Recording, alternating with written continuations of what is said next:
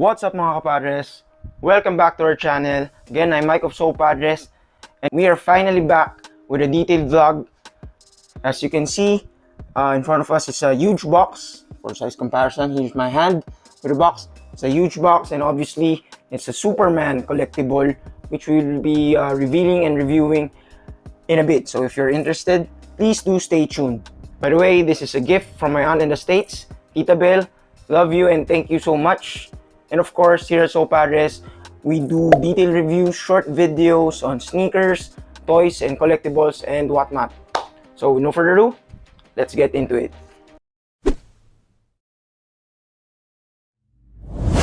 So, as you see here in front of us, and if you saw in the title, this is a Superman statue.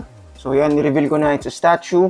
A really big and nice statue. Superman for Tomorrow by Kotobukiya. It's an ArtFX Kotobukiya statue. So this is one side of the box, and then let's take a look at all of the sides before we open it up.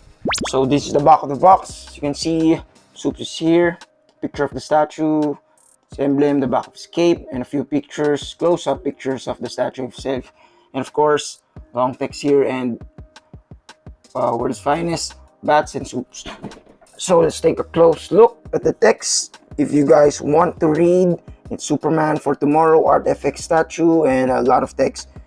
So let's take a nice and close zoom picture of that, or a shot of that.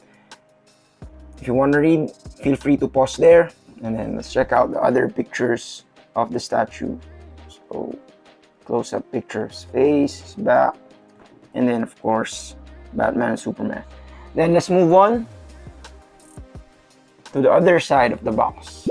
So on the other side of the box, we have here a really nice blown up and zoomed picture of the statue, and then Superman for Tomorrow again, and a small plastic window. And then let's move on to the top of the box. Here we have it. Just a quick look. It's DC Comics. You can see the Daily Planet in the background, Kotobukiya branding here, and of course it's Superman's emblem, the S. And let's move on to the bottom of the box. So just a quick look here. I think it's in Japanese, so move on to the front of the box.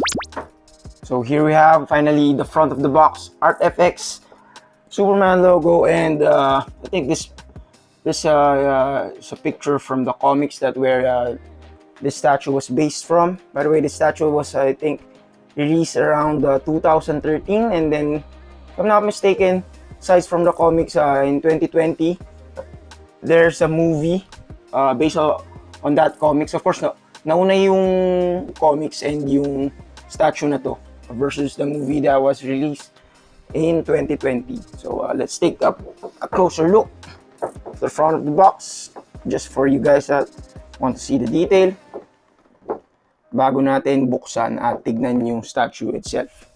So here's a close-up look, and let's finally open up the box.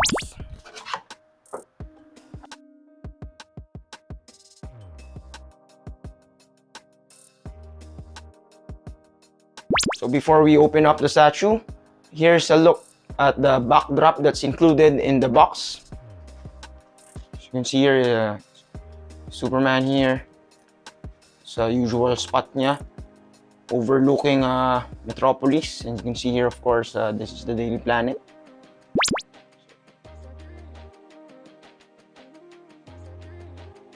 Here we have Superman, finally outside of the box. Before we take a more detailed look at Soups, aside from the backdrop that was included, here's the only other accessory that's included, which is this really nice Superman stand. Kind of looks like my Superman logo light. So yeah, super huge stand for this 1/6 scale statue. That's the size, by the way, and of course the material for this, it's PVC. So ikabit na natin siya. So for the feet, here are the peg holes. I think they're hexagon shaped.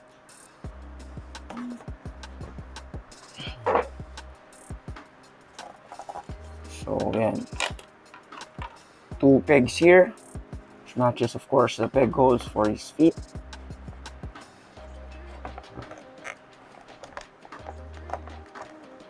Oh, by the way, Superman stands even without the stand, but hindi siya ganun ka stable. So here's how it looks. Ayan. For the details, ayan. Let's remove him again from the stand. Let's take a look at his boots. Ayan. Really nice touch with the paint and how the folds look.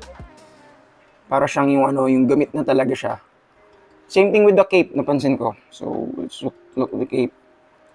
And para siyang may brown hue. So of course, obviously it's red, but it kind of has a brown hue. But not with the intention to make it look darker than it actually is from the source material. But I think the dark hue or shades is to mailabas yung shadow and folds of the cape, of course, since the cape is flowing in there while Superman flies. And of course, here's a super nice touch. Brings back the classic Christopher Reeve Superman style with the yellow shield on the back. So for the hair, ayan, it has bluish highlights. So just look at other parts. Ayan, really muscular everywhere. His thighs, his calves, nice crotch area. We can't take a look ng sagad sa back niya because of course this isn't an action figure, it's a statue, so this is the maximum view that we can take a look at his back. But I can see here that's really chiseled and detailed, his muscles, ganyan. And then of course let's take a look at his chest. This part is really nice. They gave this to make it pop out some more. It's embossed and you can feel it. I don't know if it's visible on cam, but to touch, let's try to take a look na medyo kita yung pagka-emboss niya. Ayan. So really nice touch. And then for his arms, yan, medyo may kitang partition dito, but still really nice definition with his muscles. And clenched fist, flexed muscles. Ayan. And lastly, let's take a look at his face. So for his face,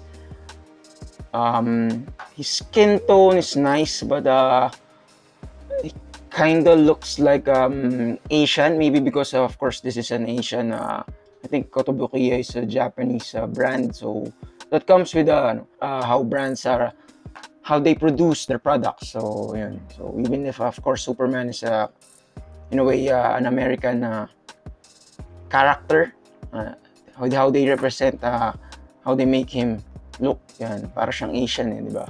Medyo chinky yung eyes, di ba? But Superman still Superman. So yan. Game face yung mukha ni Superman dito.